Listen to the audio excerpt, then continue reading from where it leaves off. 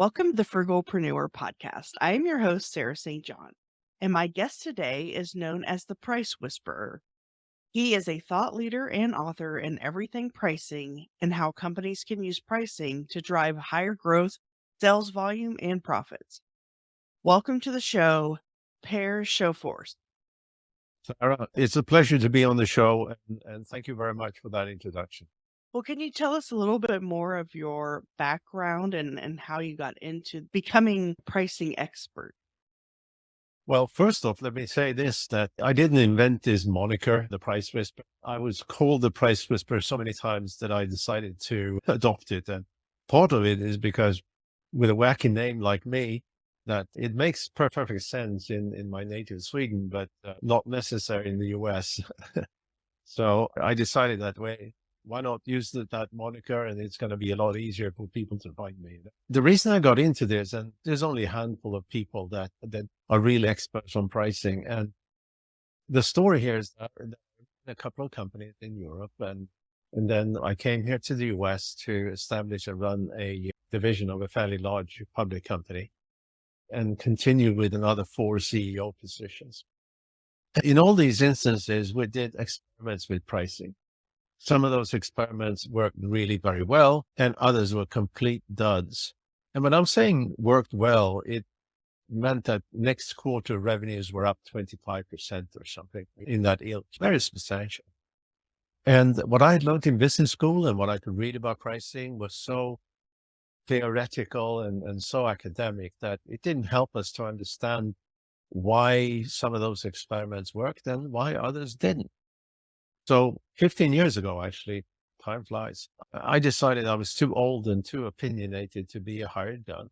So it was time to set up my own shop and to take that interest I had in pricing and really develop a process to make every pricing experiment a success.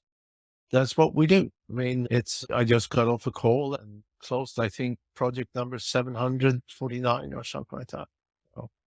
This particular project is a company in the virtual reality space, but we've done from shovels to stem cells to food services to anything between anything, to be honest. Basically, you help companies figure out what the right pricing structure is for them? Yes, the process that we use is to do willingness to pay research. So this is to distribute an online questionnaire to the marketplace of a company and then very, very carefully and very aggressively, I would say, qualify respondents to that questionnaire in such a way that only those that are relevant to our client actually get access to it. And that could be a B2B or it could be a B2C company that we work with. And often we end up, first of all, we can target people very carefully in what we do, but then we typically disqualify between 90 and 95% of those who wants to enter the questionnaire. I mean, the reason is very simple, garbage in, garbage out. So we want to make sure there's no garbage in. So, what are some of the most common pricing mistakes that companies make, and what should we do to correct? Well, first of all, to recognize those and to correct them. There are really 3 main pricing mistakes companies do. The first, let's say 4, if I say the first and maybe most significant mistake is to not realize that pricing is actually really important. There's actually statistics out there saying that some companies, some SaaS companies, spend a total of 6 man-hours on pricing over the lifetime of the company. Why is that important? Well, if you think about it, every company has profits that comes from only 3 variables. It's the total cost of whatever you sell. It is the sales volume of whatever you sell. And it is that price of whatever you sell. From a high level point of view, that's how simple it is. Now, if you do a thought experiment and you say, let's change one of those 1%, what is the result in profits? Now, profits are important because if you don't have profits, eventually you run out of cash and your company dies, right? Or investors, they're not going to be willing to support you anymore. And again, the company dies or being sold and you've lost whatever effort you put into it, right? So if we do a thought experiment and we say to ourselves, what if I can change my sales volume with 1%? How does that affect profits? Well, if you're like the average company, a 1% increase in sales volume will increase profits by 3.5%. That's of course because price goes up, but so does cost, right? On the other hand, with the same thought experiment, say that if I can reduce my cost with 1%, profitability goes up again for the average company, goes up with 5.5%. But if you say, let me increase my price with 1% or decrease my discounting with 1%, profitability for the average company goes up 11.3%. And I'm doing, as I'm talking to different companies about this, I'm saying, and I have something that I call the 1% challenge, right? What is that? Well, it's very simple. Have you ever failed to change anything 1%? I don't think so. It's tiny, tiny, tiny, right? Mhm. And what does that mean for a company then? Well, maybe it means that no, you don't do this 30% off campaign. You do it 20% off. You're going to have the same sales volume anyway, right? Or you say, well, you look at the product and you say, can I inch this up a couple of percent? You're working proactively with pricing like that. And it's going to make a huge difference for any company, right? Because you don't do 1%, you do 5%, right? Mhm. And if you're like the average company, suddenly you have 50% more profits. What do you do with that? Well, you put it back in the company for more market development, for more product development, right? So when you have that mindset in the company of the power of the 1%, a lot of things are changing. The real mistake is to look at competition and set the same price. Mm. And what that typically means is it's the first step into the commoditization death spiral. Because the next thing you do is that you start using the same marketing messages or similar marketing messages.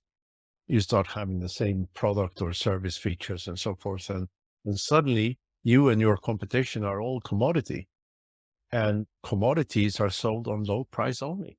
Another issue with this is that even if you can find your competitors' prices online and so forth, you don't know what deals they're making. You don't know what specials they have. You don't know what bundles they're doing. You don't know what kickbacks they're doing. So that is not a very good source of information. And if they don't have prices online, it's almost impossible to get accurate prices of competition. And if you have joint customers, anybody in sales knows that buyer, liar, right? So if you get information from a buyer of competitors' prices, don't believe what they say, because they're going to lowball the price because they want you to lower your price. Another very common mistake is to use cost as a base of pricing. Now, cost is important, but it should not drive pricing. And because your cost is irrelevant for the buyer, right? What's relevant for the buyer is how you differentiate yourself and the value you deliver, not the cost. And there's an interesting thing with it. Again, let's do another thought experiment. Let's say you have a product, but the cost is $50 and your strategy, quote unquote, is to double that. And that leads to your price. So the price is $100 and your margin, or your uplift, I should say, is 100% and your margin is 50%. Let's then say that you managed to lower your cost to $40. And with that rule of your pricing, suddenly your price is going to be 80, right? So you still have an uplift that is 100%. You still have a 50% margin, but you just shot yourself in the foot because your dollar margin went down from 50 to 40. And lots of companies don't think about this. Obviously, the third most common mistake is simply guessing. Let me tell you a little story. I spoke to, this is maybe 5 or 6 years ago. It's very vivid in my memory. Spoke to the CEO of a new started SaaS company, and he said, I decided that our price is going to be $165 a user a month, he said. And then he continued, but I don't know. Maybe it should have been 99. Maybe it should have been 250. But 165 just felt really good. I checked the website of the company a couple of months ago, and it still looked like a very, very small startup. So I think a better way of pricing would probably have accelerated the growth of the company somewhat.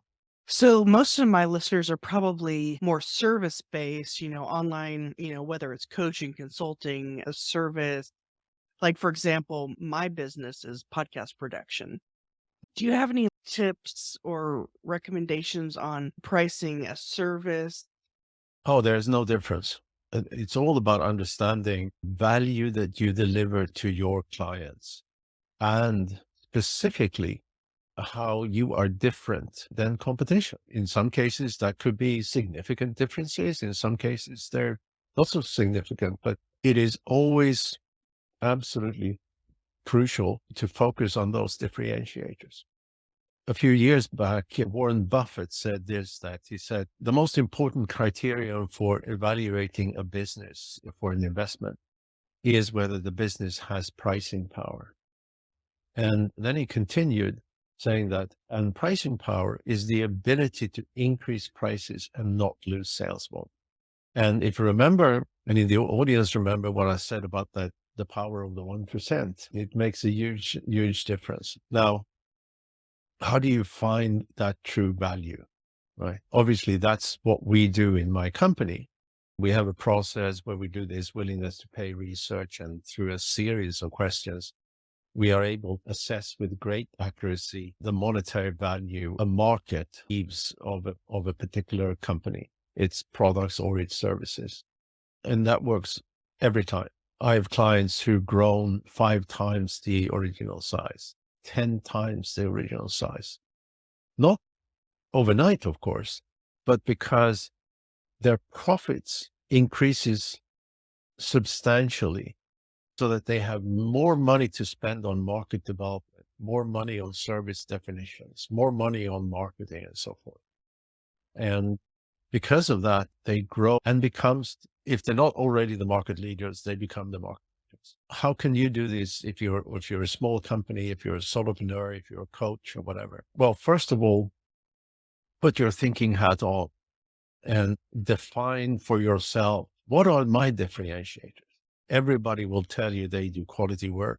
Everybody will say, I have happy customers. Everybody will say, we'll get X and Y results. All of those statements that you have in marketing need to be qualified, and it needs to be drilled down to the next level.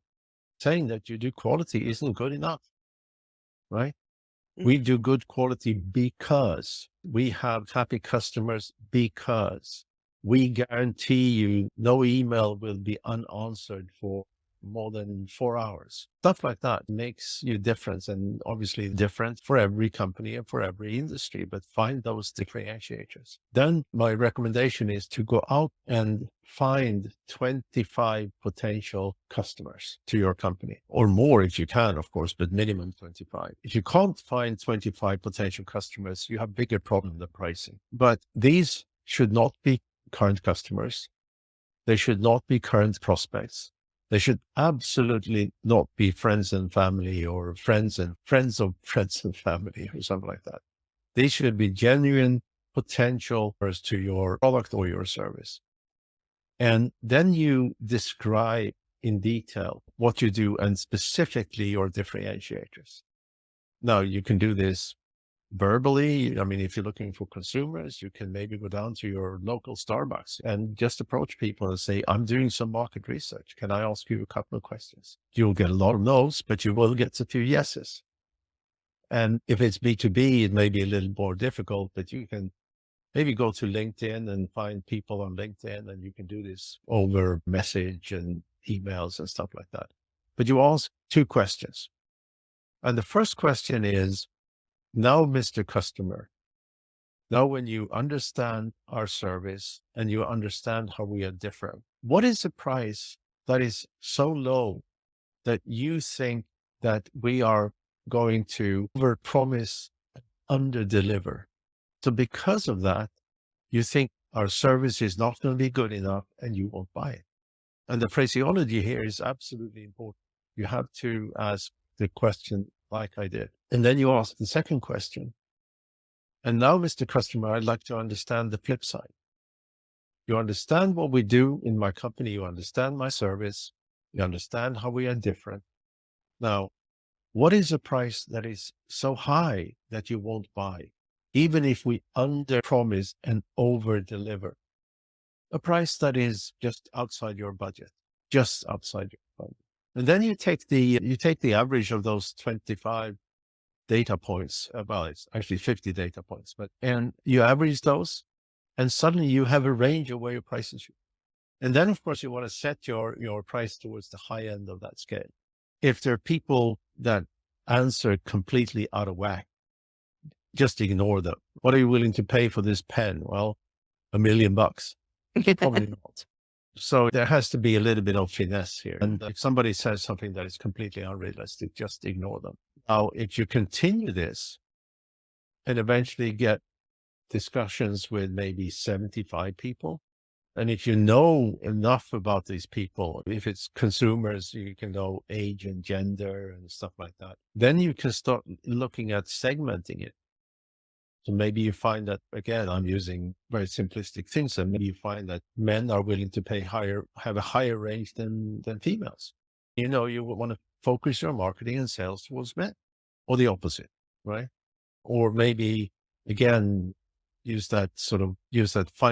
people in Starbucks kind of analogy. Maybe you find people in affluent areas are willing to pay different than lower income. And in fact, but don't make the mistake that those in higher income are willing to pay higher prices, because they are not necessary. So with a service-based business, like I'll just use mine, for example, podcast Sure. production.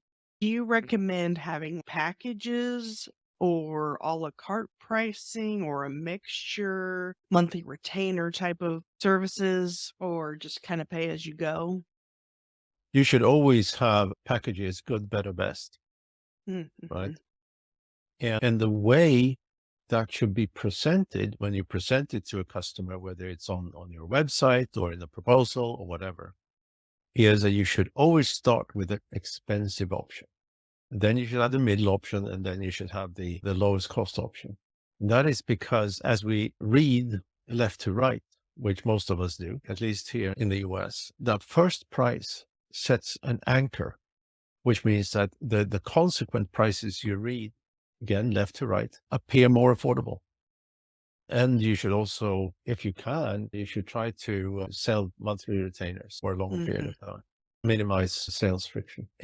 But going back to this price anchoring, the most brilliant example of that I've ever seen is when Apple came out with the Apple. And so the product they wanted to sell was a $349 product. But then they put the same electronics in a golden case, and they sold it for $17,000.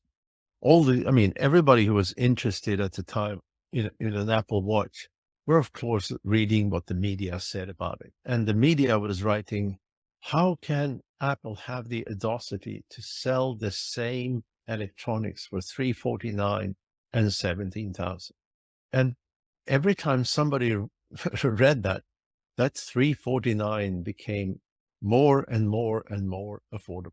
They also sent a message that, okay, $349 is really affordable, right? But because you can sell the same thing, the same electronics for $17,000, this must be pretty good. So that price anchoring is really important. If you can't do different bundles of services, you can still do price anchoring in some way by adding a large number that your buyer sees before they see your prices. In your case, you say you do podcast production. So maybe what you could put on your pricing page is our listeners to our customers, whatever, have downloaded 1.3 million podcasts. It needs to be in numbers, and it needs to be accurate. But that also sets a reference, meaning that rest of the numbers appear more affordable. Yeah, that's a good technique. I'll have to try that. And I know you have a book called The Price Whisperer, and I was kind of looking through This is the book. Yeah, I need to get that. I was looking on Amazon at the chapters, and one of them that kind of stuck out to me that I wanted to see if you could talk about was Price Selects the Customer. Oh, yes. It does, absolutely. And that is, let me tell you this in a story form, right? And so we did this project for a company they have a SaaS product. It's a phone system in the cloud. And we told them that they were a fairly small startup. And we told them that they were so underpriced that they could quadruple their prices. Now, they didn't do that. And this is all from measuring what a marketplace are willing to pay. Remember that. And two things happened. And this is according to the CEO. He said, our sales volume went up 25%. This is at 4 times the prices, right? And then he continued and he said, and I'm using his words here. And then he said, and we got rid of the bottom feeders. So our tech support or our customer support cost have gone down with 80% because we now have a more professional level of customer. And I'm sure I have this story is also in the book. But if you have low price, you end up selling to price sensitive customers. And price sensitive customers care about the low price. They care not so much about the service or the product. They don't do anything by themselves. They don't learn how to use the product. They don't learn how to benefit from the service. And instead, they call you for help all the time. Mm. And you spend all this time and effort supporting them. And as soon as there is an alternative that is just a cent cheaper, they're gone. So they are loyal to the low price and not anything else. So pricing certainly selects your customers. Just like in the example I gave you, if you price relatively high, the relationship between you as a vendor and your customer becomes more symbiotic.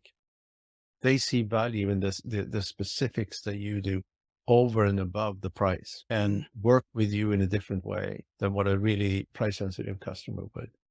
I don't know, dozens, maybe even hundreds of people that I spoke to over the years telling me that you don't want those price sensitive customers. They suck up your resource. They're not loyal and they don't work with you. That's really something to consider. Kind of going back to like if you have a package or a bundle, Mm-hmm. for example, a podcast production, 4 episodes a month. Mm-hmm. But say they want to customize it because maybe they release 2 episodes a week, so they need whatever customization, or they want show notes, but they don't want, there's all these different factors. So if you have a package or a bundle, if someone contacts you to want to customize it, do you recommend that, or do you stick to your bundle? No, you should. I mean, then you lose a customer. That doesn't seem like a good idea. So Mhm. yeah, you should obviously be able to add features and so forth and add a bit of price for those, But the starting point is, I assume that there's a sales conversation involved, right? Mhm. And from that sales conversation, you may end up understanding they want bundle A, bundle B, or bundle C, but you also should be able to understand and say to the customer, but since you can actually use this for two ways. You can upsell it saying that, but because you want X and we have only Y in the bundle, I will need a little bit more money, right? Other way of doing it is to say, I really want to work with you. So although we will typically charge extra for Y, we will bundle it in. It becomes a way of closing the deal. Yeah, that's a good idea. The extra thing they're asking for, just basically include that for free, as long within reason. Yeah, within reason. Oh, Mm. obviously, but if somebody buys something, like you said, 4 podcasts a month and they want 8 podcasts a month, you may say, all right, I can give you 2 of them for free, but you have to pay extra for the other 2, right? Mhm. Mhm. So, but it's also very important. And another story comes to mind. This is a very different than maybe the audience here. This is a large public tech company, and I spoke to somebody rather. I don't know what actual title he had, but VP of something in that company. And he said to me, we have this huge problem. He said, we're not profitable. investors have told us they are not going to support us with more money. And as soon as we try to increase our prices, sales just drop through the floor. So we don't know what to do. We can't increase our prices. We won't get any more money from investors. We're all going to die, right? Well, I went to the company's website. I looked at the pricing page, and it was one of these long scrolling pages. And I scrolled and I scrolled and I scrolled. And as I scrolled, the text I could read was that we are cheap. We are dirt cheap. We have low prices. We are the lowest in the industry, yada, yada, yada, yada. And there was endorsements from customers saying that they are so cheap, they're so low in price. You can't beat them on price. I mean, all the way. So when eventually I got to price, I had an expectation that the price would be tiny, and it wasn't. So I went back to my contact and I said, and by the way, this is something that always was sold through a salesperson. So you didn't buy it off the website. There was always a salesperson involved. So I said, just remove that pricing page, or at least just remove all the stuff saying how cheap. And then I followed up 3 months later, roughly, or maybe a couple of months later. Yeah, I don't remember. And the guy said, we removed all the pricing or the low price text from the website. And he said, and we had doubled our prices and we haven't lost any business. We're now profitable. Mm-hmm. It's also very important in how you frame your prices. Yeah, the messaging and all that around there. Well, I really appreciate your time today. Was there anything else that you wanted to share or touch on before we end it?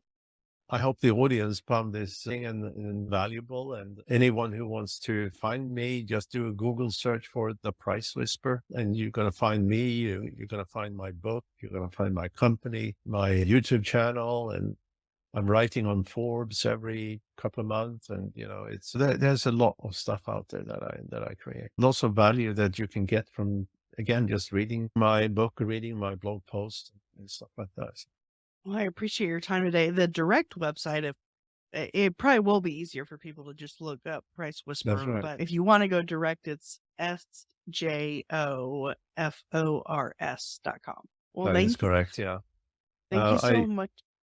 Well, thank you so much, Sarah. And this was a pleasant conversation.